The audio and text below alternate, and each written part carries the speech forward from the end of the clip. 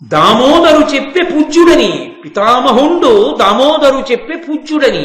పితామహుడు తాతగారు భీష్మాచార్యుల వారు చెప్పారు, కృష్ణుడు పూజనీయుడయా, పూజ చెయ్యని చెప్పారు. దామోదరుడు మరి అంత గొప్పవాడైతే ఇలా ఎందుకున్నాడంటావేమో, అంత గొప్పవాడై కూడా భక్తులకు చిక్కి ఉంటాడు. అది దామోదర శబ్దానికి అర్థం. దామ్నా ఉదరే మాత్రా భద్ర ఇది దామోదర. అంత గొప్పవాడై సమస్త లోకములను తన బొజ్జలో ఉంచుకున్నవాడై ఉండి కూడా అమ్మ కట్టినటువంటి ఒక తాటికి కట్టబడతాడు అవసరమైతే. లొంగిపోయి, నిజానికి అమ్మ కట్టలేదు, చిక్కడు సిరికౌగిటిలో చిక్కడు సనకాది యోగి చిత్తాబ్జములను చిక్కడు శృతిలితి కావలి చిక్కినతడు లీల తల్లి చేతం రోలం. ఆయన నిజంగా చిక్కేవాడా? ఆయన చిక్కడు సిరికౌగిటిలో, లక్ష్మీదేవి కౌగిటికి చిక్కడు సిరికౌగిటిలో చిక్కడు సనకాది యోగి చిత్తాబ్జములను, సనకాది మహర్షుల యొక్క హృదయములకు చిక్కనటువంటి వాడు. చిక్కడు శృతిలితి కావలి, వేదము కూడా ఆయన గురించి చెప్పలేదు. అటువంటి వాడు తాను కట్టుబడాలనుకున్నాడు కాబట్టి కట్టుబడ్డాడు. అమ్మ చేత కట్టబడ్డవాడు దేవుడేమిటండి అంటే నీకంతే అర్థమైందని గుర్తు. ఆయన అనుగ్రహించాలనుకున్నాడు యశోదని, అనుగ్రహించాలనుకుని కట్టుబడ్డాడు తప్ప యశోద కట్టలేదు. అంతటి వాడు మరి ఇలా ఎలా కనపడుతున్నాడంటామేమో, ఆయన దామోదరుడయా మన అనుగ్రహించడానికి ఇలా కనపడుతున్నాడు. మన పూజ అందుకోవడం మన అదృష్టం. ఆయన ఇలా ఉన్నాడు కనుక పూజ చేస్తున్నావు. ఆయనే ఒక్కసారి పురుష సూక్తంలో చెప్పినట్టుగా అత్యతిష్ట దశాంగుళం అని ఈ బ్రహ్మాండములన్నిటికన్నా 10 అంగుళముల పైకి పెరిగి నిలబడితే వ్యాపకత్వ శీలము చేత ఎవరు పూజ చేయగలరు? ఇలా ఉన్నాడు కనుక కాళ్ళు కడిగాను, చేతులు కడిగాను, పంచెల సాపు ఇచ్చాను. బ్రహ్మాండం అంతా నిండిపోతే ఎక్కడి నుంచి తెమ్మంటావు పంచెల సాపు? అనుగ్రహించాడయా, నా ఎదుట కట్టెదుట నేను పూజ చేయడానికి వీలుగా కనబడ్డాడు. అది దామోదర లీల. ఆయన లీల అనుగ్రహించాలనుకుంటే అలా దొరుకుతాడు. మమ్మల్ని అనుగ్రహించాడు, నీకు నమ్మకం లేదు ఆయన నారాయణుడని ప్రేలుతున్నావు ఇష్టం వచ్చినట్టు. ఆయన ఎవరనుకుంటున్నావు? అంతటి సనాతనుడు, అనాధి నిధనుడు. అందుకు చెప్పాడు భీష్మాచార్యుల వారు. కాబట్టి కాదంటాయంటే అగ్రపూజకు అర్హత. పరమార్థ ప్రతిభ తమోహరు అచ్యుతు భీష్ముడు ఎరుగంగా నీకరిది శిశుపాల పెద్దల చరితం వల్పులకు నెరుగ శక్యమే ఎందును. శ్రీకృష్ణ పరమాత్మ ఎవరో తెలుసుకోవడానికి కావలసినంత సమర్థత ఒకటి ఉండాలి. అన్నీ అందరికీ తెలిసిపోతాయా లోకంలో? కొన్ని తెలియడానికి కొన్ని సమర్థతలు ఉండాలి, కొన్ని అర్హతలు ఉండాలి. ఆ అర్హతలు ఉన్నవాడికే అది అందుతుంది. అందరికీ ఎలా అందుతుంది? కారు పాడైపోతే బాగు చేయడానికి ఒక అర్హత ఉండాలి. సముద్రంలో వెళ్ళిపోతున్నటువంటి ఓడ పాడైపోతే బాగు చేయడానికి ఒక అర్హత ఉండాలి. ఆయన మెరైన్ ఇంజనీర్ అయితే ఈయన కారు మెకానిక్. ఇది బాగు చేసావు కనుక అది బాగు చేయంటే చేయగలడా? దేనికి దానికి అర్హత ఉంటుంది. కృష్ణుణ్ణి తెలుసుకోవడానికి అర్హత ఉంటుంది. అది భీష్ముడికి ఉంది, అందరికీ ఎందుకు ఉంటుంది? పరమధర్మాత్ముడు ధర్మరాజు గారు యాగం చేస్తున్నాడు, చూద్దాం రండని భూమండలం అంతటి నుంచి రాజులు బయలుదేరి వచ్చారు. అందరం ఎందుకు వచ్చాం? మేము ఇంతకు ముందేమి యాగాలు చూడని వాళ్ళం కాదు, అన్నం తినని వాళ్ళం కాదు. నీ మీద గౌరవంతో వచ్చాం. నువ్వేం చేశావు? నీ మీద గౌరవంతో మేము వస్తే మమ్మల్ని అందరినీ కట్టగట్టి అవమానం చేశావు. సభనంతటినీ పక్కత్రవ పట్టించావా లేదా? మేమందరం అవమానింపబడ్డావా లేదా? కాబట్టి దారుణీశ్వరులు భవం మఖంబునకు వచ్చిన ఇందరకి విధంబునందరగ నవజ్ఞ చేయుటిది పాడియే. వాళ్ళు ఏ తప్పు చేశారని ఇంత అవమానించావు వాళ్ళందరినీ? వాళ్ళు ఎంత బాధపడతారు? ఇలా చెయ్యొచ్చా? ధర్మమే, ఇది ధర్మమే. ధర్మనందన ఎత్తి పొడుస్తున్నాడు. ధర్మనందన ఎందుకు చేశావు ఈ అవమానం? ఆయన చేసింది కృష్ణుడికి అగ్రపూజ. ఈయనంటున్నాడు సభకు అవమానం ఎందుకు చేశావు చెప్పు అంటున్నాడు. ఇది పెద్ద అయోమయం కింద తయారైంది సభలో. కాబట్టి పాపం ఏమీ మాట్లాడలేదు ధర్మరాజు. నీ వెరుగక ఇచ్చిన ఇది నా విషయమేయని మనంబునం తలపక లజ్జావిరహితుడయి అర్ఘ్యము గోవిందుడు కొనియే తనకు గొలుటు చితంబే. నువ్వేదో తెలియక పోన్లేవయా తప్పు చేశావు, ఏదో పొరపాటు పడిపోయావు. ఒక ముఖ్యుడు భీష్ముడు చెప్పాడు కదా అర్ఘ్యం ఇచ్చేద్దామని, రాకృష్ణ అన్నావు, కూర్చోబెట్టావు, అగ్రపూజ చేశావు. పోన్లే నువ్వేదో తొందరపడిపోయావు అనుకుంటాం, నిన్ను మన్నించేశాం. నీకు పాపం ఆ బుద్ధి లేదు. నేను దానికి అర్హుణ్ణి కానని కృష్ణుడికి తెలియదా? ఎందుకు పుచ్చుకున్నాడు ఈ పూజ? అతనికి తెలియదా? పోనీ ఆ పుచ్చుకోవడం తప్పు కాదు. ఇంతమంది ఉండగా లజ్జా విరహితుడై సిగ్గు లేకుండా నాకు ఏ పెద్దరికం ఉందని సిగ్గుపడ్డమ్మా అనేసి సిగ్గు లేకుండా తగుదునమ్మా అని పూజ తీసుకున్నాడా? సిగ్గుందా కృష్ణుడికి? ఇది ధర్మరాజు మనసుకి మరీ కలుక్కు. ఎందుకని? తన ఎదుట తాను చేసిన పని వల్ల కృష్ణుడు నిందపడుతున్నాడు. ఇప్పుడు కృష్ణుడి వైపుకి తిప్పాడు. అక్కడతో ఊరుకున్నాడా? కృష్ణుడి పేరు చెప్పేటప్పటికి క్రోధం. తన బేడికి దారక్రియయును చివిటికి మధుర గీతియును చీకునకు అత్యునపమ స్వరూప దర్శనమును చేయుటబోలు కృష్ణు పూజించుటిలా. ఒక నపుంసకుడు తీసుకెళ్లి అందమైన కన్యనిచ్చి వివాహం చేయడం ఎటువంటిదో, పుట్టు చెవిటి వాడికి ఏమీ వినపడిన వాడి దగ్గరికి వెళ్ళి మధురాతి మధురమైనటువంటి ఒక పాట పాడడం ఎటువంటిదో, పుట్టుకతో కళ్ళు లేనటువంటి అంధుడి దగ్గరికి వెళ్ళి ఒక మంచి రూపాన్ని చూపించి చూసి ఆనందించవయా అనడం ఎటువంటిదో, ఈ కృష్ణుడు అందరిలోకి పూజనీయుడని చెప్పి పూజ చేయడం అలా ఉందన్నాడు అని గబగబా తన వాళ్ళందరితోనూ, లేవండ్రా ఇంకా ఎందుకు మీకు అవమానం సరిపోలేదేమిటి, ఇంకా కూర్చున్నారు, ఒక్క జవాబు చెప్పట్లేదు, ఇంకెందుకురా తెలిసిపోయింది లేవండి అన్నాడు. అనగానే లేచిపోయే వాళ్ళు కొంతమంది ఉంటారు. అంటే ఆ సభలోనే అప్పటికప్పుడే ఎంతమంది మనసు మారిందో చూడండి. తన వాళ్ళందరితో లేచి సభలోంచి వెళ్ళిపోతున్నాడు. అప్పుడు ఊరుకున్నాడు అనుకోండి ధర్మరాజు. ఏమంటారు ధర్మరాజుని? తప్పు చేశాడు, జవాబు చెప్పుకోలేకపోయాడు, అందుకని వెళ్ళిపోయాడు శిశుపాలుడు. తాను యజమాని అయి తాను ఇంటికి వచ్చినటువంటి అతిథుల్ని ఇంత అవమానించాడు, ఏమి ధర్మరాజు అంటుంది లోకం. అందుకని ధర్మరాజు గారు గబగబా పరిగెత్తాడు. ఆయన వెంటనే భీమున్నో అర్జునున్నో పిలిచి వాడి కుత్తుకు కోసేయండ్రా అనగలడు. అదే ఇంకొక చోట అయితే, ఇంకొక ప్రదేశం అయితే కుత్తుకు కోయిస్తాడు. ఇది ధర్మరాజు యొక్క ధర్మం. తాను యజమాని, తను పిలిచాడు అందరినీ, అందరూ తను పిలిస్తే వచ్చారు. తను అవమానం చేశానని శిశుపాలుడు అంటున్నాడు. శిశుపాలుణ్ణి కూడా తానే ఆహ్వానించాడు. ఆ శిశుపాలుడు వెళ్ళిపోతున్నాడు అందరితో. వెళ్ళిపోతుంటే విన్నకున్నాడు అనుకోండి. కృష్ణుడి మీద పక్షపాతం దేవుడెరుగు. శిశుపాలుడు వెళ్ళిపోతున్న ఊరుకోవడం తప్పు కదూ. ఇంటికొచ్చిన అతిథి వెళ్ళిపోతుంటే బ్రతిమాలైనా వెనక్కి తీసుకురావాలా? ఉండవయా, అంత తొందరపడితే ఎలా? తప్పో ఒప్పో జరిగింది అని చెప్పి వెనక్కి తీసుకొచ్చి అన్నం పెట్టి మర్యాద చేసి పంపించాలా? లేకపోతే ధర్మరాజు గారి ధర్మం ఏమైపోతుంది? నేను మీతో మనవి చేశా, ధర్మం అన్నది మీరు కూర్చున్న కుర్చీని బట్టి ఉంటుంది. అప్పుడు ధర్మరాజు ఎవరు?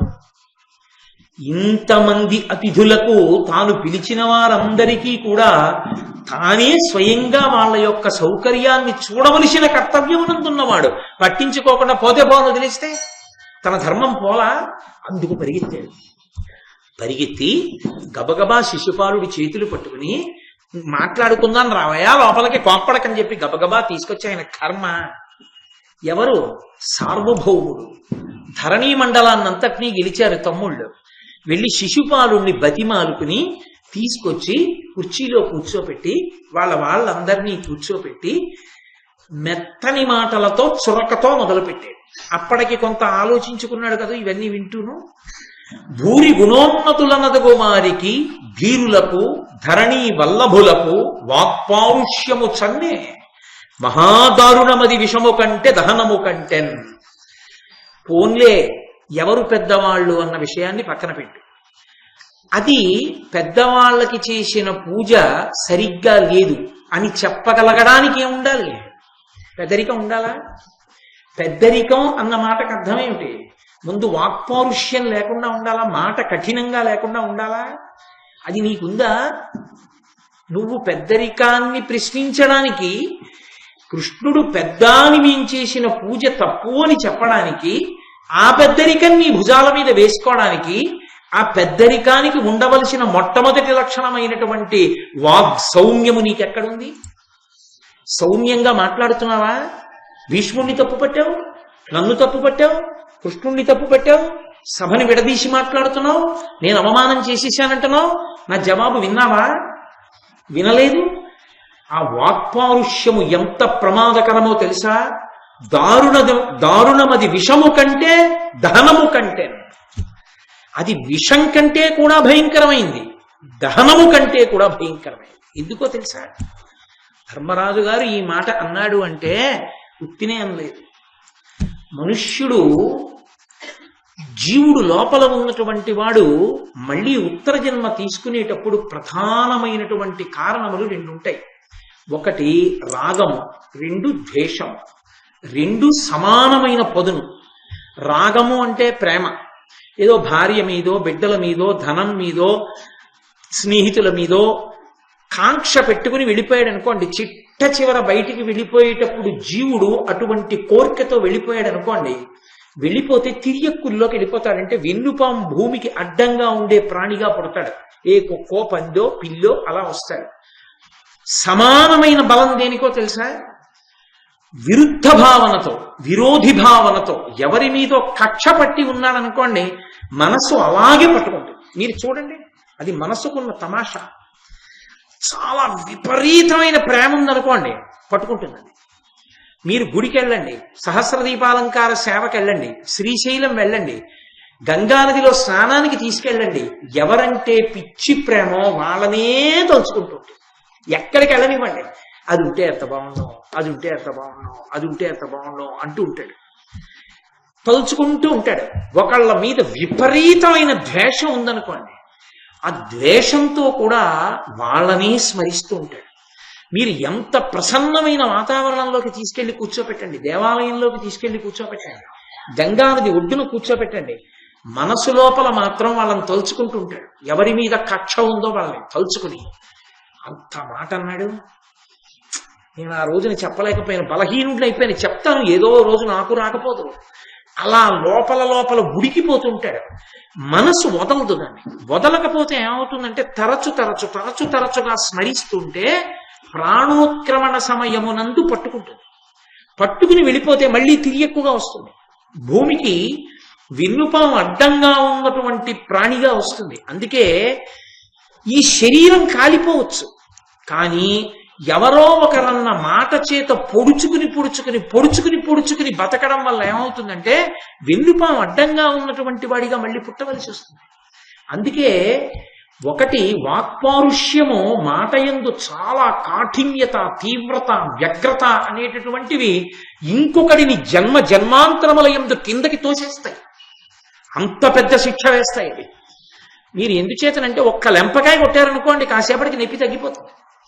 ఓ తొడపాశం పట్టారనుకోండి, కాసేపటికి మచ్చపోతుంది.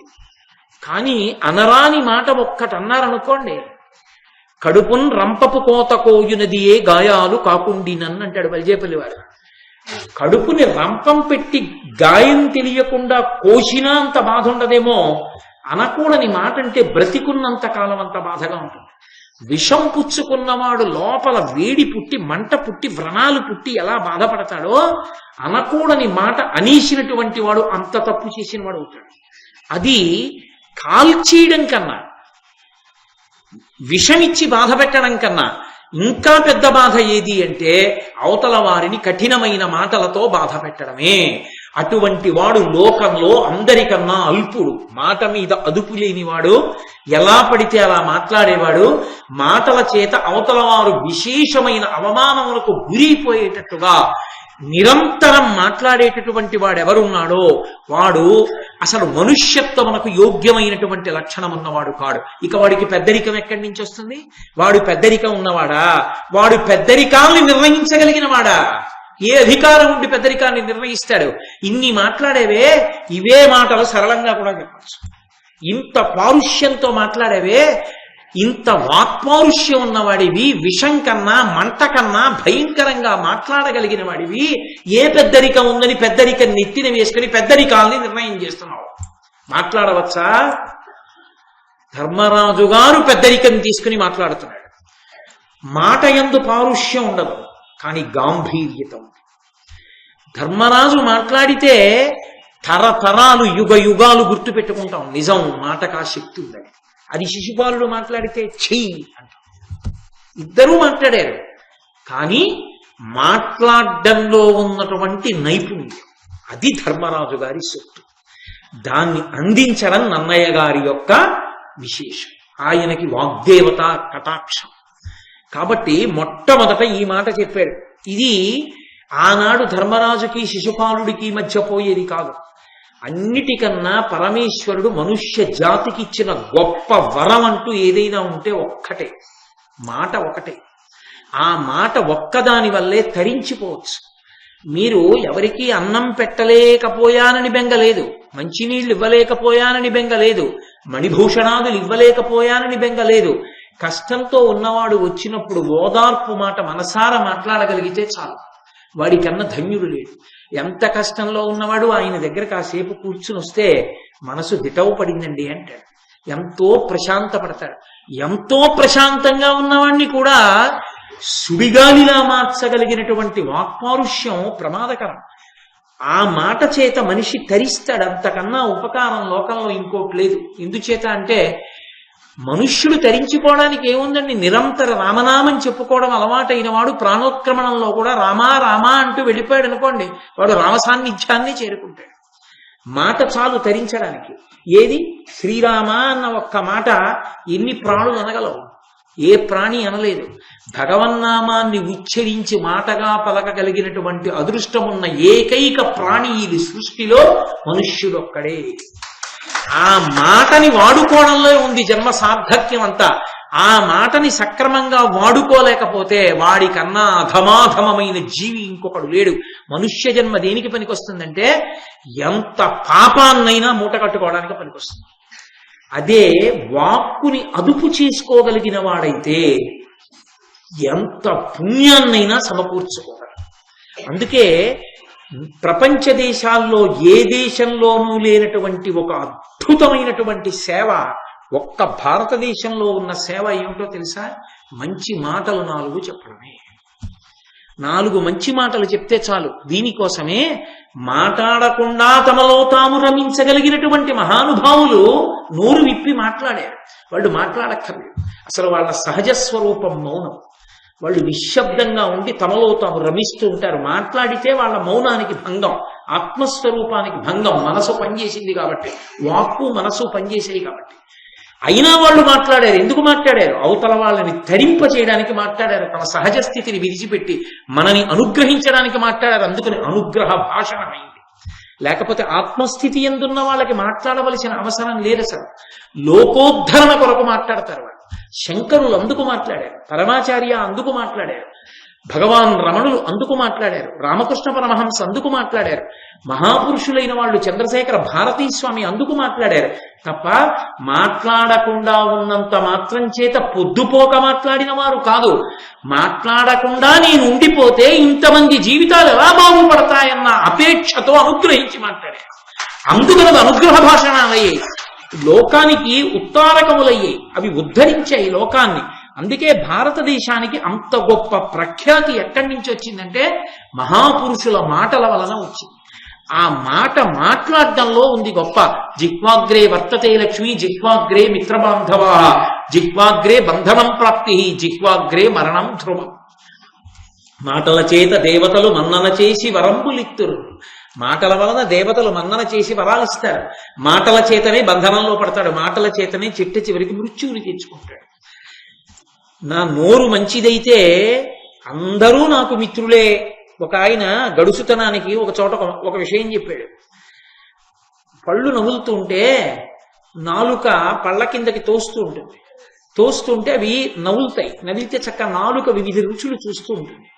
మీరు పదార్థాలన్నిటినీ కూడా అంత కఠినమైన వాటన్నిటినీ నవ్వులుతున్నారు కదా, నేను తోస్తూ ఉంటే ఇంత ఉపకారం చేస్తున్నారు కదా ఓ దంతములారా, మీరు నన్ను ఎప్పుడు నలిపియట్లేదు. మీకు నేను ఏదైనా ఉపకారం చేద్దాం అనుకుంటున్నాను, మీకేం కావాలి చెప్పండి, నేను చేస్తానంది నాలుక. 32 పళ్ళు కలిసి అన్నాయి. నువ్వు మాకు చెయ్యగలిగిన ఉపకారం ఒక్కటే, నీకు తోచినట్టు నువ్వు మాట్లాడేది నువ్వు, పళ్ళు రాలిపోతాయని మమ్మల్ని అంటారు. అందుకని నీ చిత్తం వచ్చినట్టు నువ్వు మాట్లాడక, అదే నువ్వు మాకు చేయగలిగిన మహోపకారం. అంటే నాలుక మీద అదుపు కొరకు ఎంతగా చెప్పారో ఆలోచించారు. మాట అన్నది ఎంత తరింప చెయ్యగలదో, మాట అన్నది అంత ప్రమాదములకు తీసుకుని వెళ్ళగలదు. అసలు ఈ విషయం మనుష్యునికి ముందు తెలిసి ఉండాలి. ఇది తెలిసి ఉంటే భీష్ముడు మహానుభావుడు ఎందుకు చెప్పుంటాడు? ఆచార్యవర్య, నాకు అనుమానంగా ఉంది, శ్రీకృష్ణ భగవానుడు ఏ కారణం చేత అగ్రపూజకు అర్హుడయ్యాడో మాకందరికీ చెప్పితే మేము ఆ పూజని బాగా అనుభవించగలుగుతాం, ఏది చెప్పండి అని కూడా అడగచ్చు నువ్వు. అప్పుడు మేము ఎందుకు పూజ చేశామో నీకు అర్థమై ఉండుండేది. అలా మంచి మాటలు అడిగినటువంటి వాడు మనుష్యుడు అనిపించుకున్నవాడు. పెద్దరికానికి చేసిన పూజని అధిక్షేపించడానికి ఎంత పెద్దరికం ఉండాలి? నీ మాటకుందా పెద్దరికం? ఏముందని బయలుదేరావు మాట్లాడడానికి? తగుదునమ్మా అని బయటికి పోతావా? కూర్చో కూర్చో. ఏమైంది ఇంత శిశుపాలుడు? అది ధర్మరాజు అంటే శాస్త్రాన్ని ఆధారం చేసి మాట్లాడతాడు అని. ఆదిజుడైన బ్రహ్మయుదయంబునకస్పదమైన వాడు, వేదాది సమస్త వాంగ్మయములందు ప్రశంసితుడైన వాడు, లోకాది త్రిలోక పూజ్యుడని ఆత్మ నిరింగి పితామహుండు దామోదరు చెప్పి పూజ్యుడని ఉత్తమకాదిది ఏమి దోషమే? భీష్ముడు చెప్పాడు నేను పూజ చేశానంటున్నావు. భీష్ముడు ఎందుకు చెప్పాడో తెలుసా తాతగారు కృష్ణుడికి అగ్రపూజ చెయ్యండి అని చెప్పడానికి కారణాలు ఏమిటో నేను చెప్తాను విను. ఆత్మ నమ్మి త్రికరణ శుద్ధిగా నమ్మి చెప్పాడు భీష్ముడు. ఏది నమ్మాడో తెలుసా? ఆదిజుడైన బ్రహ్మయుదయంబునకస్పదమైన వాడు. ఈ లోకాలన్నీ పుట్టాయంటే బ్రహ్మగారి వల్ల పుట్టాయి. బ్రహ్మగారు పితామహుడు, అందుకని ఆయనంత గౌరవించి మాట్లాడతాం. అటువంటి బ్రహ్మగారు ఎవరి కడుపున పుట్టారు? శ్రీ మహావిష్ణువు యొక్క నాభికమలంలోంచి పుట్టాడు. ఆ విష్ణువే కృష్ణుడు. అగ్రపూజకు అర్హుడు కాడా? ఇంకింతకన్నా పెద్దరిక ఉండాలా? కృష్ణుడి తండ్రి వసుదేవుడు ఉన్నాడు సభలో అన్నావే, అది లౌకికం. ఇచ్చిన వరానికి కట్టుబడి కొడుగ్గా పుట్టాడు. అసలు ఆయన స్వరూపం శ్రీమన్నారాయణ. ఆయన కాక పెద్దవాడెవరు? కాబట్టి వేదాది సమస్త వాంగ్మయములందు ప్రశంసితుడైన వాడు. ఆయనకేం తెలుసు అన్నావుగా? సమస్త వేద వాంగ్మయమునందు కూడా 4 వేదములు కూడా ఏకకంఠంతో ప్రస్తుతి చేసి ప్రశంసించిన మహాపురుషుడు ఎవరో తెలుసా? శ్రీమన్నారాయణ. ఆ నారాయణుడు శ్రీకృష్ణ పరమాత్మ. లోకాది ఈ సమస్త లోకములకు ప్రారంభమునందున్నవాడు ఆయనే. అటువంటి వాడు త్రిలోక పూజ్యుడని ఆత్మ నిరింగి, నేను పూజ చేయడానికి కాదయా 3 లోకముల చేత పూజలు అందుకునేవాడు ఆయనే. కాబట్టి అటువంటి వాడు కృష్ణుడని తనకి తెలుసు కనుక ఆత్మలో తెలుసుకున్నవాడై దామోదరు చెప్పే పూజ్యుడని, పితామహుండు దామోదరు చెప్పే పూజ్యుడని. పితామహుడు తాతగారు భీష్మాచార్యుల వారు చెప్పారు, కృష్ణుడు పూజనీయుడయా, పూజ చెయ్యని చెప్పారు. దామోదరుడు మరి అంత గొప్పవాడైతే ఇలా ఎందుకున్నాడంటావేమో. అంత గొప్పవాడై కూడా భక్తులకు చిక్కి ఉంటాడు. అది దామోదర శబ్దానికి అర్థం. దామ్నా ఉదరే మాత్రా భద్ర ఇది దామోదర. అంత గొప్పవాడై సమస్త లోకములను తన బొజ్జలో ఉంచుకున్నవాడై ఉండి కూడా అమ్మ కట్టినటువంటి ఒక తాటికి కట్టబడతాడు అవసరమైతే. లొంగిపోయి నిజానికి అమ్మ కట్టలేదు. చిక్కడు సిరికౌగిటిలో చిక్కడు సనకాది యోగి చిత్తాబ్జములను చిక్కడు శృతిలితి కావళి చిక్కినతడు లీల తల్లి చేతం రోలం. ఆయన నిజంగా చిక్కేవాడా? ఆయన చిక్కడు సిరికౌగిటిలో, లక్ష్మీదేవి కౌగిటికి చిక్కడు సిరికౌగిటిలో చిక్కడు సనకాది యోగి చిత్తాబ్జములను, సనకాది మహర్షుల యొక్క హృదయములకు చిక్కనటువంటి వాడు. చిక్కడు శృతిలితి కావళి, వేదము కూడా ఆయన గురించి చెప్పలేదు. అటువంటి వాడు తాను కట్టుబడాలనుకున్నాడు కాబట్టి కట్టుబడ్డాడు. అమ్మ చేత కట్టబడ్డవాడు దేవుడేమిటండి అంటే నీకంతే అర్థమైందని గుర్తు. ఆయన అనుగ్రహించాలనుకున్నాడు యశోదని, అనుగ్రహించాలనుకుని కట్టుబడ్డాడు తప్ప యశోద కట్టలేదు. అంతటి వాడు మరి ఇలా ఎలా కనపడుతున్నాడంటామేమో. ఆయన దామోదరుడయా, మన అనుగ్రహించడానికి ఇలా కనపడుతున్నాడు. మన పూజ అందుకోవడం మన అదృష్టం. ఆయన ఇలా ఉన్నాడు కనుక పూజ చేస్తున్నావు. ఆయనే ఒక్కసారి పురుష సూక్తంలో చెప్పినట్టుగా అత్యతిష్ట దశాంగుళం అని ఈ బ్రహ్మాండములన్నిటికన్నా 10 అంగుళముల పైకి పెరిగి నిలబడితే వ్యాపకత్వ శీలము చేత ఎవరు పూజ చేయగలరు? ఇలా ఉన్నాడు కనుక కాళ్ళు కడిగాను, చేతులు కడిగాను, పంచెల చాపు ఇచ్చాను. బ్రహ్మాండం అంతా నిండిపోతే ఎక్కడి నుంచి తెమ్మంటావు పంచెల చాపు? అనుగ్రహించాడయా, నా ఎదుట కట్టెదుట నేను పూజ చేయడానికి వీడుగా కనబడ్డాడది దామోదర లీల. ఆయన లీల అనుగ్రహించాలనుకుంటే అలా దొరుకుతాడు. మమ్మల్ని అనుగ్రహించాడు, నీకు నమ్మకం లేదు ఆయన నారాయణుడని ప్రేలుతున్నావు ఇష్టం వచ్చినట్టు. ఆయన ఎవరనుకుంటున్నావు? అంతటి సనాతనుడు, అనాథి నిధనుడు. అందుకు చెప్పాడు భీష్మాచార్యుల వారు. కాబట్టి కాదంట ఏంటి అగ్రపూజకు అర్హత? పరమార్థ ప్రతిభ తమోహరు అచ్యుతు భీష్ముడు ఎరుగంగా నీకరిది శిశుపాల పెద్దల చరితం వల్పులకు నెరుగ శక్యమే ఎందును. శ్రీకృష్ణ పరమాత్మ ఎవరో తెలుసుకోవడానికి కావలసినంత సమర్థత ఒకటి ఉండాలి. అన్నీ అందరికీ తెలిసిపోతాయా లోకంలో? కొన్ని తెలియడానికి కొన్ని సమర్థతలు ఉండాలి, కొన్ని అర్హతలు ఉండాలి. ఆ అర్హతలు ఉన్నవాడికే అది అందుతుంది. అందరికీ ఎలా అందుతుంది? కారు పాడైపోతే కారు బాగు చేయడానికి ఒక అర్హత ఉండాలి. సముద్రంలో వెళ్ళిపోతున్నటువంటి ఓడ పాడైపోతే బాగు చేయడానికి ఒక అర్హత ఉండాలి. ఆయన మెరైన్ ఇంజనీర్ అయితే ఈయన కారు మెకానిక్. ఇది బాగు చేసావు కనుక అది బాగు చేయంటే చేయగలడా? దేనికి దానికి అర్హత ఉంటుంది. కృష్ణుణ్ణి తెలుసుకోవడానికి అర్హత ఉంటుంది. అది భీష్ముడికి ఉంది, అందరికీ ఎందుకు ఉంటుంది? ఆ అర్హత లేనివాడివి నీకేమర్థం అవుతుంది? కాబట్టి నీకు అర్థం కాడు కృష్ణుడు. కాబట్టి గురుడని సమస్త లోకోత్తరుడని నీకంటే వృద్ధతములైన నరేశ్వరులచ్యుతు నర్చన నెడగరా అభినందింప నీకు కాదనతగునే. ఈ సభలో ఎందరో పెద్దలున్నారు, మహారాజులున్నారు, వేదవ్యాసుడున్నాడు, పైలుడున్నాడు. నువ్వే అన్నావుగా ఉన్నారని. వాళ్ళందరూ ఉన్నారు. ఏది వాళ్ళెవరైనా అడిగారా? కృష్ణుడు మాకన్నా ఇందులో అధికుడని అడిగారా? అడగలేదే. అగ్రపూజ చూసి సంతోషించారే. వాళ్ళందరూ పెద్దలని నువ్వేడుస్తున్నావు, మేం పెద్దలమని వాళ్ళేం బాధపడలేదే. అంటే వాళ్ళకి తెలుసు కృష్ణుడి పెద్దరికం, తెలియక నువ్వేడుస్తున్నావు. నీకెందుకు అక్కర్లేని ఏడుపు? వాళ్ళ పెద్దరికం ఏదో నేను అవమానించానని నువ్వెందుకు ఏడుస్తున్నావు? నీ ఏడుపు వెనక కారణం ఇంకోటి ఏదో ఉంటుంటాడు. నేను కాదు పక్షపాతంతో పూజ చేసింది, నువ్వు నీ అభిప్రాయాన్ని సభాస్వరూపానికి చొప్పించావు. సభయందు భేదం కల్పించే ప్రయత్నం చేశావు. ఉన్నదున్నట్లుగా అర్థం చేసుకునేటటువంటి శక్తి నీకు లేదు అని శిశుపాలుణ్ణి నింద చేసి కూర్చోపెట్టి మాట్లాడుతుంటే భీష్మాచార్యులు వారు లేచన్నారు, వాడి పేరే శిశుపాలుడు, వాడు శిశువు, వాడికి ఏం తెలుసు? వాడికి ధర్మాధర్మములు అర్థమవుతాయా? వాడికి ఎవరు పూజనీయుడో ఎవరు పూజనీయుడు కాడో అర్థం చేసుకోగలిగినంత శక్తి ఉన్నవాడా? బెత్తెడు రాజ్యం ఉన్నవాడు నేను రాజుని తగుదునమ్మా అని మాట్లాడుతున్నాడు. అవినయ బుద్ధివై హరికి అర్ఘ్యమయోగ్యము అంటివి నీవు మూర్ఖవు శిశుపాల ఇంత పలుకన్ వలసెన్ సభలోనున్న ఈ అవనిపులెల్లా ఆతని దయం పరిముక్తులు వాని చేత నాహవ జితులు తదీయ శరణార్థులుగా కొరులయ్య చెప్పుమా. శిశుపాల నువ్వు ఇన్ని మాటలు మాట్లాడుతున్నావు, నా నిర్ణయం తప్పన్నావు, నేను కొన్ని ప్రశ్నలు అడుగుతున్నాను చెప్పు. భీష్మాచార్యుల వారు అడుగుతున్నారు శిశుపాలుణ్ణి. అర్ఘ్యం పుచ్చుకోవడానికి అయోగ్యుడు కృష్ణ భగవానుడు అన్నావు, సరే మంచిదే. ఇక్కడ వరకు వచ్చింది కాబట్టి ఇక దాపరికం అనవసరం. ఇప్పటి వరకు నేను ఆ మాట అనకూడదు, సభను అవమానించినట్టుంటుందని అనలేదు. ఇక్కడి వరకు వచ్చింది కాబట్టి అనేస్తున్నాను.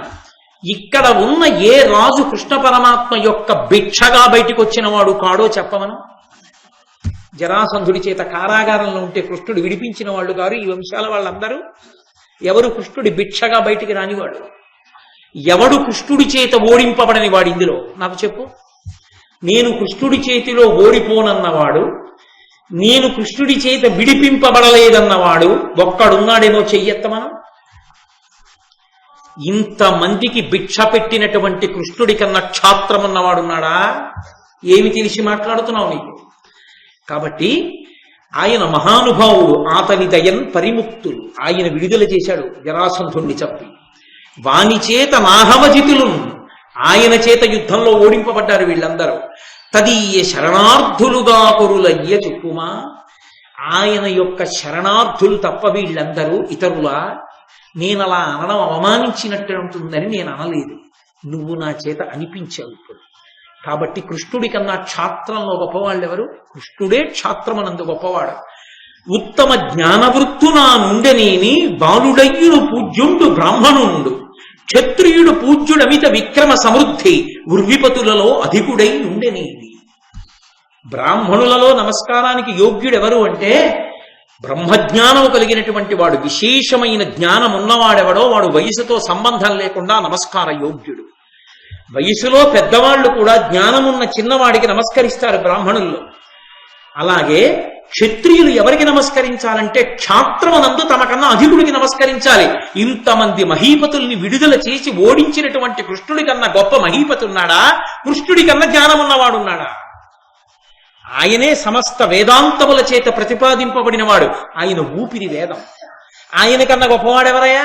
జ్ఞానమనందు గొప్పవాడా, క్షాత్రమనందు గొప్పవాడా? ఏ విషయంలో గొప్పవాడని ఇతరులకు పూజ చేయడం కుదురుతుంది? కృష్ణుడుండగా ఆయనకే పూజ. ఈ రెండు కారణముల మురారాతి అర్ఘ్యమునకు అర్హుడు, జగదాధారుండు మాకు కాదు సదారాధ్యుడు విష్టపత్రయావాసులకు.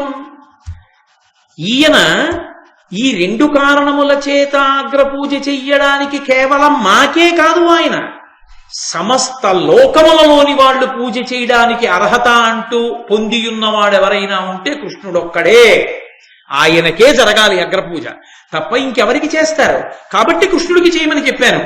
వృద్ధులొక లక్షయున్నను బుద్ధియే ఎవ్వరికి వారి పూజింపంగా, ఈ ధరణీశులలో గుణవృద్ధిని పూజించితిమి త్రివిక్రమ భక్తిని. వృద్ధులు ఎందరో ఉండొచ్చు, కానీ గుణముల చేత వృద్ధుడు కృష్ణుడు. అందుకని ఆయన్ని పూజ చేశాం. నీకొక విషయం తెలుసా? మేము భక్తితో పూజ చేసింది త్రివిక్రముణ్ణి, చురక పెట్టాడు. ఆయన ఎవరో తెలుసా? కనీసం రాజు కాడంటున్నావే నువ్వు, ఆయన తలుచుకుంటే దేవేంద్రుడికి రాజ్యాన్ని ఇస్తాడు. రాచరికాలన్నిటికీ నేనే రాజుని అని చెప్పి అందరినీ ఓడించి నేను రాజునన్న బలిచక్రవర్తిని పాతాళానికి తొక్కాడు, ఇంద్రుడికి రాజ్యం ఇచ్చాడు.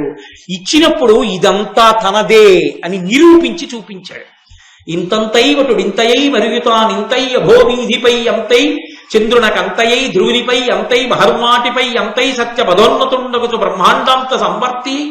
ఆ రోజున బలిచక్రవర్తి దానం చేసేటప్పుడు బ్రహ్మాండం అంతా నిండిపోయాడు కదా త్రివిక్రమ స్వరూపంతో.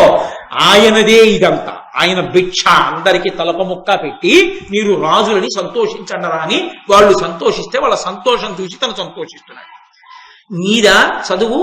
నీకు పుస్తకాలు కొన్నది నాన్నగారు, ఫీజు కట్టింది నాన్నగారు, బట్టలు ఇచ్చింది నాన్నగారు, పుస్తకాలు కొన్నది నాన్నగారు, మోటార్ సైకిల్ ఇచ్చింది నాన్నగారు. ఇన్ని మీకు ఇచ్చి నువ్వు నా మోటార్ సైకిలు, నా పుస్తకాలు, నా సెల్ ఫోను, నా కాలేజీ అని నువ్వు వెళ్ళి చదువుకుంటుంటే నిన్ను చూసి మురిసిపోయిన నాన్నగారిలా తనవైనవన్నీ రాజులన్న పేరుతో వీళ్ళకి ముక్కలు ముక్కలుగా ఇచ్చి వీళ్ళు మేము రాజులవని పరిపాలించుకుంటుంటే వీళ్ళని చూసి తాను మురిసిపోతున్నాడు తప్ప ఆయనది కానిది వీరిదైనది ఎవరికి ఉన్నది? ఆయన త్రివిక్రముడు, అంతటా నిండిపోతాడు. అలా నిండిపోతే పూజకు అందడరా?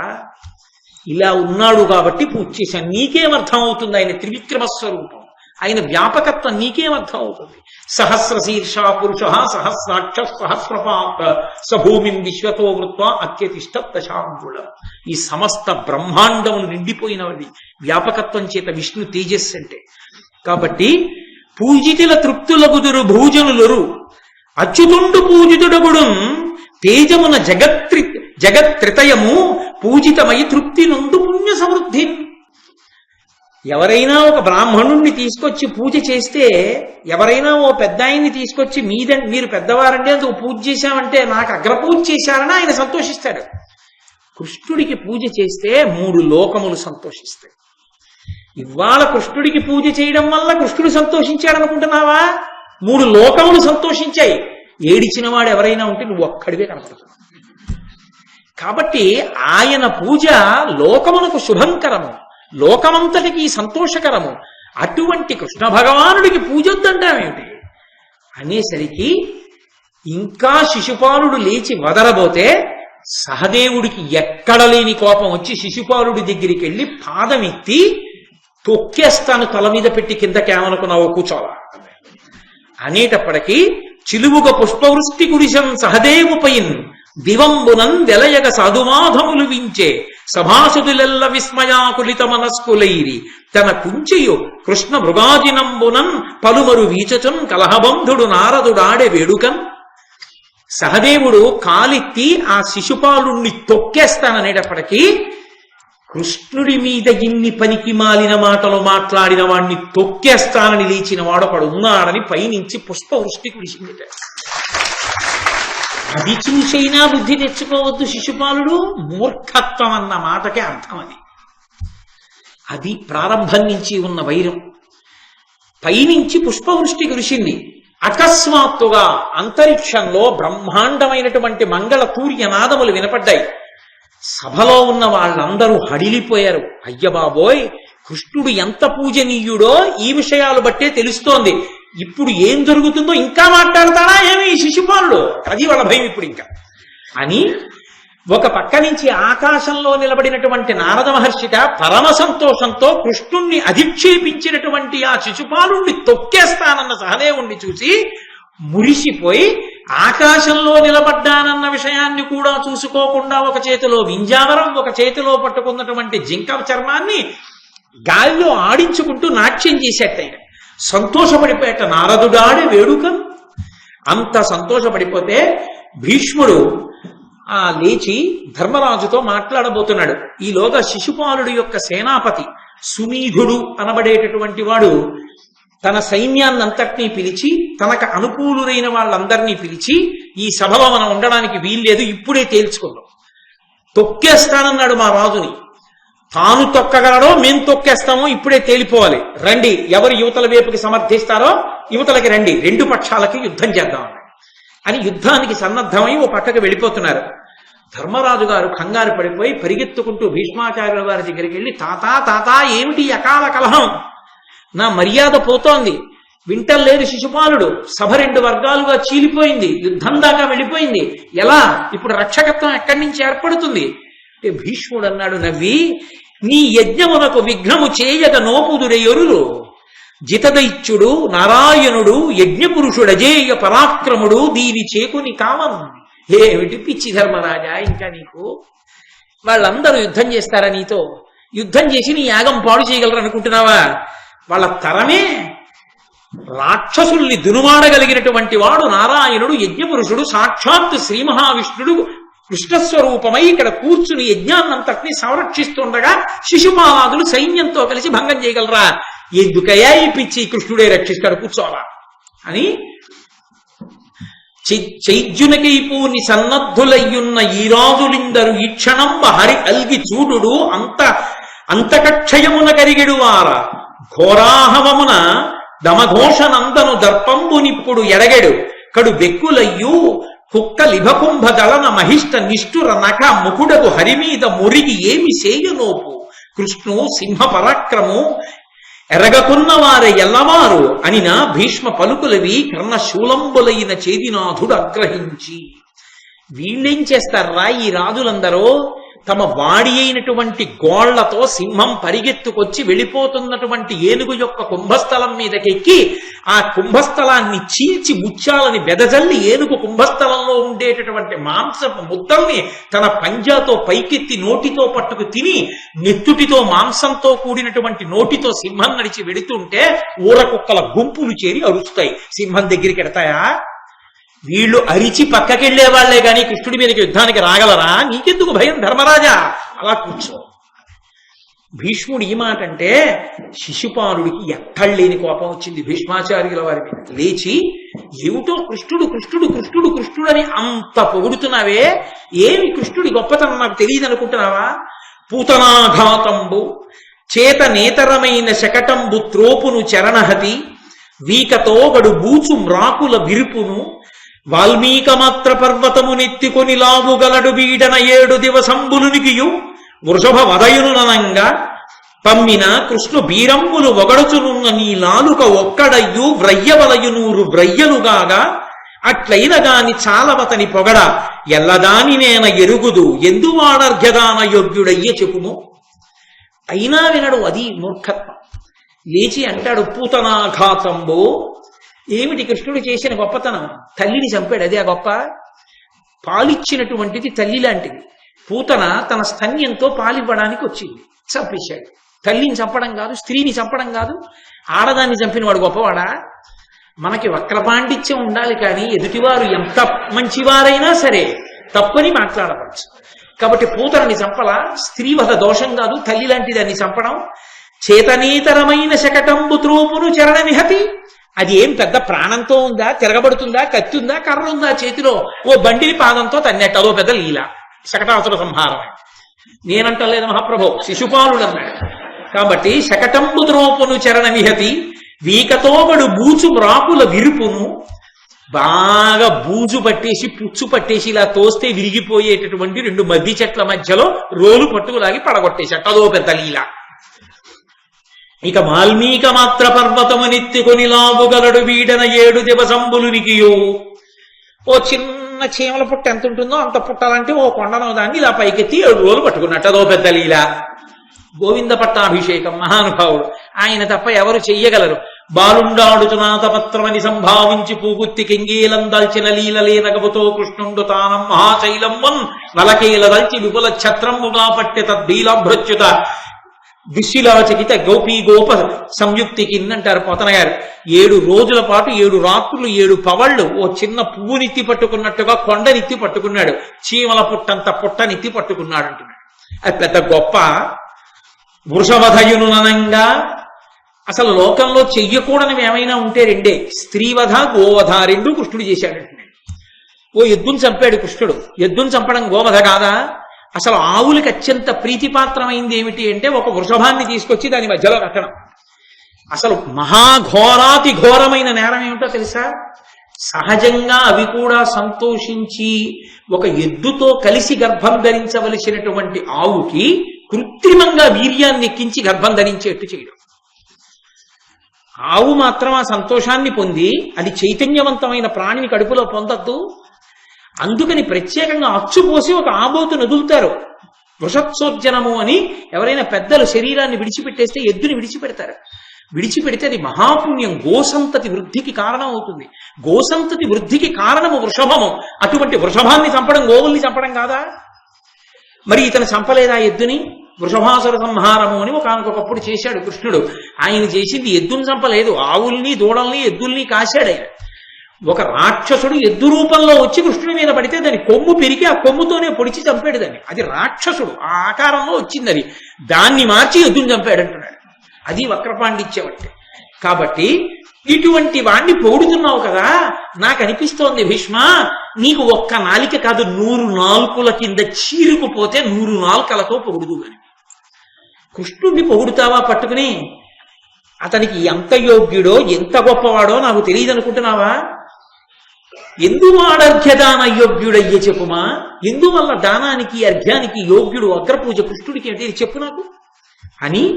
జననిందితమయనీయం ధనపచ్చతయను అధర్మమది ఉండంగా ధర్మ నివృత్త చరిత్రక నీ అనుశాసనమెట్లు నమ్మనగు జనములకు. అసలు చెప్పడానికి నువ్వెవడు? కృష్ణుడికి అగ్రపూజ చేయమని చెప్పానంటున్నావు కదా.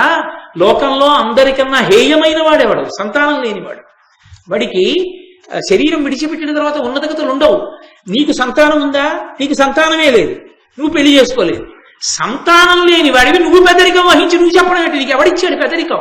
నువ్వెక్కడి వాడివి చెప్పడానికి?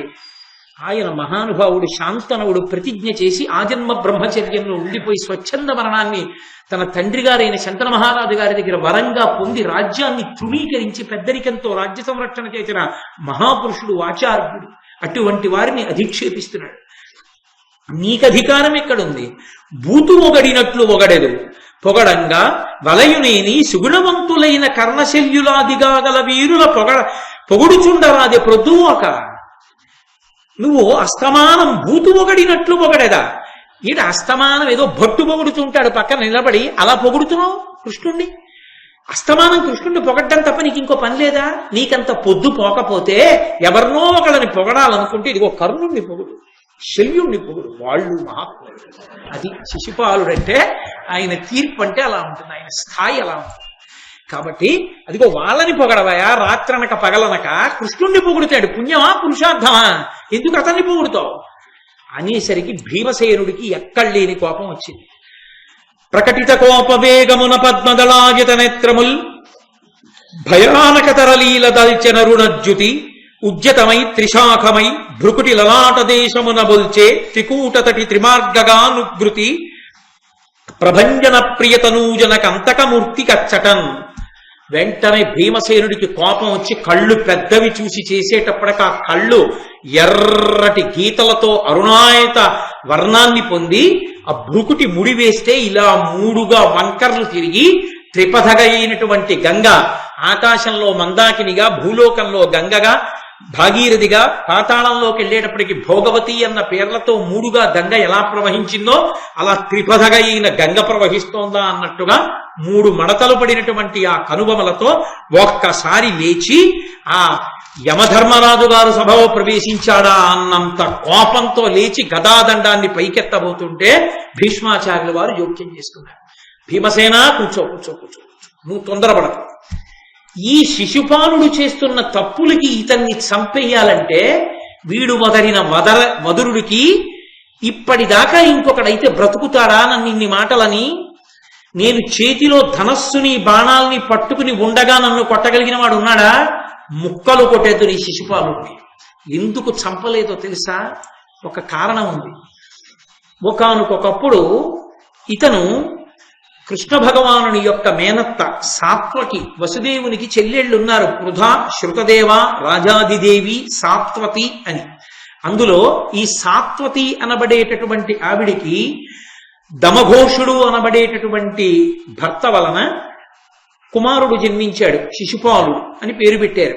ఆ పిల్లవాడు పుట్టినప్పుడు అతనికి 4 చేతులున్నాయి. గాడిద అరిచినట్టు అరిచాడు, 3వ కన్నుంది. వాళ్ళు ఆశ్చర్యపోయారు, ఇదేమిటి పిల్లాడు ఇలా ఉన్నాడని. అశరీరవాణి పలికింది. ఏ వ్యక్తి వచ్చి ఈ పిల్లవాణ్ణి ఎత్తుకున్నప్పుడు 2 చేతులు 3వ కన్ను అదృశ్యమైపోతాయో అతని చేతిలోనే ఇతను మరణిస్తాడు. వచ్చిన వాళ్ళందరి చేతుల్లోనూ ఆవిడ ఆ పిల్లాన్ని పెడుతూ ఉండేది. సాత్వతి ఎవరి చేతిలో పెడితే 2 చేతులు 3వ కన్ను అదృశ్యం అవుతుందో వాడి చేతిలో వీడు మరణిస్తాడు కనుక వాడినైనా మనం ప్రార్థన చేద్దాం చంపద్దని. ఆఖరికి మేనల్లుడు వచ్చాడు, కృష్ణ పరమాత్మ బలరాముడు కలిసి వచ్చారు ఒక రోజున. బలరాముడి చేతిలో పెట్టింది అలాగే ఉన్నాడు, కృష్ణుడి చేతిలో పెట్టింది 2 చేతులు అదృశ్యమైపోయి 3వ కన్ను అదృశ్యమైపోయి. వెంటనే సాత్వతి మహాతల్లి ఏడిచింది కృష్ణుణ్ణి చూసి, నా మేనల్లుడివి, నీ బావ, వీడిని చంపేస్తావా? నీ చేతిలో పెడితే 2 చేతులు 3వ కన్ను అదృశ్యమయ్యాయి, వీడిని మన్నించు అంది. తాను అడిగావు కాబట్టి మాటిస్తున్నాను, 100 తప్పుల వరకు మన్నిస్తాను. 100 తప్పులు పూర్తయిపోయిన తర్వాత చంపేస్తాను. 100 తప్పులు చెయ్యకుండా నీ కొడుకుని కాపాడుకో, నేను వాడి జోలికి వెళ్ళను. అలాగేనండి. అప్పటి నుంచి లెక్క పెడుతున్నాను వీడి తప్పులన్నీ. వాడు తప్పులు చేస్తూనే ఉన్నాడు. ఎన్ని తప్పులు చేశాడో తెలుసా? ప్రాజ్యోతిషంబున భగదత్తుపై నేను ఓయిన ఈతడన్యాయ వృత్తి ఇట బాల వృద్ధులకెల్ల భయంబుగా ద్వారకాపురి కాల్చి వీరులైన భోజ రాజన్యులు పొలతులతోడ రైవతకాద్రి క్రీడాభిరతి ప్రమత్తులయ్యున్నవారలా అదయుడై వధించి దేవాభుడగు వసుదేవు చేయు అశ్వమేధమునకు అభ్యర్జితంబైన హయమునపహరించి యజ్ఞమునకు విఘ్నమాచరించి వీడు అతిపాపుడై బభ్రు భార్య తనకు భార్య చేసి.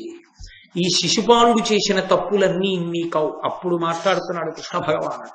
నిజమే, భీష్మాచార్యుల వారు చెప్పింది సత్యమే. ఈ శిశుపాలుడు ఇతపూర్వమే ఎన్నో దోషములను ఆచరించి ఉన్నాడు. అయినా నేను మా అత్తకిచ్చిన మాట కొరకు ఇన్నాళ్లు ఊరుకున్నాను. ఒకటి కాదు, ప్రాజ్యోతిషంబున భగవదత్తుపైనేము ఓయిన ఈతడన్యాయ వృత్తి ఇట బాల వృద్ధులకెల్ల భయంబుగా ద్వారకాపురి కాల్చి. ఒకానొకప్పుడు ప్రాగ్జ్యోతిషపురాన్ని పరిపాలిస్తున్న భగదత్తుడి మీదకి నేను యుద్ధానికి వెళ్ళిన సమయాన్ని చూసి, చిన్న పిల్లలున్నారు, పెద్దవాళ్ళున్నారు, వాళ్ళు చనిపోతారేమో అని కూడా చూడకుండా ద్వారకా నగరాన్నంతటినీ కాల్చేశాడు. ఎందరో చనిపోయారు. అలాగే వీరులైన భోజరాజన్యుల పొలతులతోడ రైవతకాత్రి క్రీడాభిరతి ప్రమత్తులయ్యున్నవారల నదయుడై వధించి. ఒకానొకప్పుడు ఆ వీరులైనటువంటి భోజరాజులందరూ కూడా రైవతకాద్రి మీద తన భార్యలతో క్రీడిస్తున్న సమయాన్ని చూసి వాళ్ళందరూ యుద్ధానికి సన్నద్ధంగా లేని సమయంలో వాళ్ళనందరినీ వధించి చంపేశాడు. దేవాభుడగు వసుదేవు చేయునశ్వమేధమునకు అభ్యర్జితంబైన హయమునపహరించి యజ్ఞమునకు విఘ్నమాచరించి. మా తండ్రి అయిన వసుదేవుడు అశ్వమేధయాగం చేస్తుంటే ఆ అశ్వమేధయాగంలో విడవబడినటువంటి గుర్రాన్ని ఎత్తుకుపోయి యాగానికి అభ్యంతరాన్ని కల్పించాడు. వీడు అతిపాపుడై భబ్రు భార్య తనకు భార్య చేసి, వీడు భబ్రుడు అనబడేటటువంటి భార్యని ఎత్తుకుపోయి బలవంతంగా తన భార్యగా ఇప్పుడు జీవితాన్ని గడుపుతున్నాడు. ఇంతటి దౌర్భాగ్యుడు. ఇప్పటిదాకా వీడు వదలినటువంటి మాటల వలన వీడు చేసిన 100 తప్పులు పూర్తయిపోయాయి. కాబట్టి ఇప్పుడు సభామధ్యమందు ఇంతమంది చూస్తుండగా శిశుపాలుణ్ణి సంహరిస్తానని కృష్ణ పరమాత్మ ప్రతిజ్ఞ చేశారు. అప్పటి అప్పటికి కూడా పొగరనగనటువంటి శిశుపాలుడు లేచి, నీ కూర్మియు నీ ఎలుకయు నాకవి ఏమిటికి దుర్గుణ ప్రియ, మొదలన్నాకిచ్చిన ఆ కన్యక చేకొని నీకిట్లు పలుక సిగ్గును లేదే. నువ్వు నన్ను ప్రేమిస్తే ఆవిడకు కావాలి, నువ్వు నన్ను ద్వేషిస్తే ఆవిడకు కావాలి. 100 తప్పులు చేశాను, లెక్కలు పెట్టుకున్నాను అంటున్నావు. ఇప్పుడు లెక్కలు పెట్టుకుని ఏం చేస్తావు? నన్ను చంపుతావా? నువ్వెక్కడ చంపగలవు నన్ను? అయినా నీకున్న దుర్గుణాలు 1, 2 ఇప్పుడు బయటపడ్డాడు చచ్చిపోయే ముందు. నేను చేసుకుందామనుకున్న పిల్లని ఎత్తుకుపోయినవాడా, మొదలన్ నాకిచ్చిన ఆ కన్యక చేకుని నీకిట్లు పలుక సిగ్గును లేదే. నేను చేసుకుందామనుకుని అన్నీ సిద్ధం చేసుకున్న తర్వాత పిల్లనెత్తుకుపోయి నువ్వు పెళ్లి చేసుకున్నావే, నీకు సిగ్గేయట్లేదా? నీ చేసుకుందాం అనుకున్న అమ్మాయిని పెళ్లి చేసుకుని మాట్లాడుతున్నావు అనేసరికి పరమాత్మ ఒక్కసారి సుదర్శన చక్రాన్ని స్మరించాడు. అని శిశుపాలుడు ఉండొకట అప్రియముల్ హరిపల్కుచున్నచో అనల శిఖాళిదూలదనుజంతక చక్రము రాజచక్రమెల్లను భయమంద మూర్ధ వికలంబుగ నప్పుడు చేసే చేదినందను తనువున్ బృహద్రథి ఉధిరధారలు బోరన మీది కొల్కగన్. ఒక్కసారి ఆ సుదర్శన చక్రాన్ని స్మరించి విడిచిపెడితే అది వచ్చి శిశుపాలుని యొక్క మస్తకాన్ని కత్తిరించేసి ఆ కంఠం శరీరం నుంచి విడిపోయి కింద పడిపోయింది. అందులోంచి రుధిరధారలు అంటే నిత్తుటి ధారలు పైకి చిమ్మాయి. శిశుపాలుడు మరణించడం వరకు చాలా తేలిగ్గా చచ్చిపోయాడు కృష్ణుడి చేతిలో. పెద్ద విశేషం కాదు. ఆయన చక్రం విడిచిపెట్టాడు, చచ్చిపోయాడు. అప్పటి వరకు ఆ కంఠం కలిసి ఉన్నంతసేపు అక్కరమాలిన మాటలు ఎన్నో మాట్లాడాడు. ప్రహ్లదమీది ఇట్లు శిశుపాలుడు వజ్రహతద్రితుల్యుడై త్రిల్యడు బానిదైన పురుదేహము వెల్వడి తేజమంబరం బెల్ల వెలుంగ వచ్చి పరమేశ్వరు దేహము సొచ్చే విస్మయోత్ఫుల్ల విశాల నేత్రులై భూపతులెల్లను చూచుచుండగా. ఆ శిశుపాలుని యొక్క కంఠం కత్తిరించబడగానే, ఆ తల విడిపోయి కింద పడిపోగానే ఆయన యొక్క కంఠంలోంచి, ఆ తెగిపోయిన కంఠంలోంచి ఒక దివ్యమైనటువంటి జ్యోతి బయటికి వచ్చింది. జ్యోతి బయటికి వచ్చి అది ఆకాశ మార్గంలోకి పైకెక్కింది. ఆ వెలుతుర్ని సభాసదులందరూ ఒక్కసారి ఆశ్చర్యంతో చూశారు. ఆ చూడబడినటువంటి దివ్యమైన తేజస్సు సభామంటపంలోకి దిగి వచ్చి కృష్ణ భగవానుడిలోకి ఐక్యమైపోయింది. ఆ శిశుపాల వధతో ఆ మయసభలో జరిగినటువంటి రాజసూయపు అగ్రపూజ పూర్తయిపోయింది. ప్రారంభం జరాసంధ వధ, చిట్ట చివర శిశుపాల వధ. ఈ శిశుపాల వధ మనకి అనేకమైనటువంటి విషయాల్ని చెప్తుంది. అందుకు మహాభారతంలో సభాపర్వంలో అత్యంత కీలకమైనటువంటి ఘట్టంగా చెప్పబడుతుంది. 1 కృష్ణుడికి అగ్రపూజ, 2 భగవానుని యొక్క అపారమైన కారుణ్యమునకు పరాకాష్ఠ శిశుపాల వధ. ఎందుకని? ఎప్పుడో తన ద్వారపాలకులుగా ఉన్నటువంటి జయ విజయులు సనక సనందనాది మహర్షుల చేత శపింపబడ్డారు. శపింపబడి ఒకానొకప్పుడు హిరణ్యకశిపుడుగా ఉన్నటువంటి వాడే ఈ జన్మలో శిశుపాలుడిగా వచ్చాడు. కృష్ణుడి మేనత్తలలో ఒకావిడికి శృతదేవ అన్నవాడికి దంతవక్తుడు అన్న పేరుతో 2వ వాడు పుట్టాడు. ఆయన కృష్ణుడి చేతిలోనే మరణించాడు. ఈయన కృష్ణుడి చేతిలోనే మరణించాడు. కారణం, వైరభక్తితో వచ్చారు. వాళ్ళు పుట్టుకతోనే వైరభక్తి వాళ్ళది. వైరభక్తి అంటే ఎప్పుడూ భగవంతుణ్ణి నింద చేయడమే వాళ్ళ పుట్టుకే. ఎందుకు అంటే, మీతో నేను మనవి చేశాను, నింద చేయడానికి క్రోధం కారణం, క్రోధానికి కారణం వైరభక్తి ఎందుండదు. అది ఉంటే తప్ప వాళ్ళు భగవానుణ్ణి చేరరు. కాబట్టి ఆ శిశుపాలుడు పుట్టుకతోటే కృష్ణుని యందు విరోధి. అశరీరవాణి పలికింది అంటే అర్థం ఏమిటంటే, శరీరము లేనిది పలికింది. శరీరము లేనిది పలకదు ప్రపంచం. శరీరం ఉంటేనే పలుకుతుంది. శరీరము లేనిది ఎలా పలుకుతుంది? పలకదు. అశరీరవాణి పలికింది అంటే వేదం చెప్పింది అని గుర్తు. వేదమునకు శరీరం ఉండదు, కానీ వేదం చెప్పింది అంటాం మనం. వేదము పలికింది. వేదం ఏమని పలికింది? శిశుపాలుడు చేదిభూపాలుడు. చేదిభూపాలుడు అన్న మాటకు అర్థం ఏమిటంటే చిత్త ప్రభవము, కామము. ఆ కామమే, కామక్రోధములు 2 పుట్టుకొస్తుంటాయి. రావణ కుంభకర్ణులుగా, శిశుపాల దంతభక్తులుగా, హిరణ్యాక్ష హిరణ్యకశిపులుగా వచ్చాయి. అందులో కామము శిశుపాలుడు, క్రోధము దంతభక్తుడు. కాబట్టి ఆయన పేరు శిశుపాలుడు, చేది భూపతి. అందుకే కామము చిత్త ప్రభవము, మనసులోంచి పుడుతుంది. ఆ కామస్వరూపమైనటువంటి ఈ శిశుపాలుడు ఒకనాడు ద్వారపాలకులలో జయ విజయులలో ఒకడు. సనకసనందనాథుడు శాపం ఇచ్చినప్పుడు వైరభక్తితో మిమ్మల్ని చేరుకుంటాం మేము అన్నాడు. అందుకని కృష్ణ పరమాత్మ చేతిలోనే మరణించాలి, కురుక్షేత్ర సంగ్రామం వరకు బ్రతికుండలేదు. కానీ దాని అర్థం ఏమిటంటే నిద్రపోతున్నా, తింటున్నా, లేస్తున్నా, ఉన్నా, ఏం చేస్తున్నా సరే వాడు నిరంతర కృష్ణనామ స్మరణ చేశాడు. ఏ కారణం చేత? భక్తితో మాత్రం కాదు. ద్వేషానికి కారణం ఉందా? మీకు ఇక్కడ కనపడుతుంది. శిశుపాలుడు ఏ కారణానికి ద్వేషించాడు? ఒక్కటే కారణం, జయ విజయులలో ఒకడు కాబట్టి పుట్టుకతో ద్వేషం ఉండిపోయింది. అలా ద్వేషంతో ఉన్నవాడు కూడా భగవంతుణ్ణి చేరుతాడు నిర్ధారించింది భారతం. ఇది ఎక్కడ చెప్పబడిన మాట? భాగవతంలో చెప్పాడు నారదుడు ధర్మరాజుతో. కామోత్కంఠత గోపికల్ భయమనం కంసుండు వైరాక్రియా సామాగ్రిం శిశుపాల ముఖ్య నృపతుల్ సంబంధులై వృష్ణులను ప్రేమన్ మీరలు భక్తి మేము ఇది చక్రింకంటి మెట్లైన రుద్ధా మధ్యాహ్న గరిష్ఠులైన హరిచందన్ వచ్చు ధాత్రీశ్వర అన్నాడు. కామోత్కంఠత గోపికల్, కామంతో గోపికలు చేరుకున్నారు కృష్ణ పరమాత్మని. కామోత్కంఠత గోపికల్ భయమునం కంసుండు, భయంతో కంసుడు బతికున్నంత కాలం స్మరించి చచ్చిపోయి కృష్ణుడిలో వెళ్ళిపోయాడు. వైరక్రియా సామాగ్రిం శిశుపాల ముఖ్య నృపతులు, వైరభక్తితో శిశుపాలాది రాక్షసులు, అందుకని దానవుడు రాక్షసుడు శిశుపాలుడిగా వచ్చాడు. వైరక్రియా సామాగ్రిం శిశుపాల ముఖ్య నృపతులు సంబంధులై వృష్ణులను, మేం బంధువులం అని చెప్పి వృష్టి వంశంలో పుట్టిన వాళ్ళందరూ కృష్ణుడితో మా బంధువు మా బంధువు మా బంధువు అని ఆయన్ని ప్రేమించి ఆయనలో కలిసిపోయారు. సంబంధులై వృష్ణులను ప్రేమన్ మీరలు, మా కృష్ణుడు మా కృష్ణుడు మా కృష్ణుడిని ప్రేమించి పాండవులారా మీరు కృష్ణుడిలో కలిసిపోతారు. ప్రేమన్ మీరలు భక్తి మేము, నారదుడు చెప్తున్నాడు, భక్తితో మేము స్మరించి ఆయనలోనే కలిసిపోతాం. ప్రేమన్ మీరలు భక్తి మేము ఇది ఎట్లైన ఉద్ధామధ్యాన గరిష్ఠులైన హరి చందన్వచ్చు ధాత్రీశ్వర. ఏ కారణం చేతనైనా సరే భగవంతుణ్ణి అదే పనిగా స్మరించినటువంటి వాడు భగవంతుని యందే చేరిపోతాడనడానికి తార్కాణమే శిశుపాల వధ. అందుకే జ్యోతి కృష్ణుని యందు ఐక్యమైంది, నారద వాక్యాన్ని నిర్ధారించింది. కాదు, మూడవ విషయం, చనిపోయినటువంటి శిశుపాలుడు కృష్ణ పరమాత్మ యందు ప్రవేశిస్తే మనకు అభ్యంతరం లేదు. ఎందరో మరణించారు భారతంలో. ప్రకటనంగా జ్యోతి పైకొచ్చి కృష్ణుని యందు కలిసింది శిశుపాలుడి విషయంలో.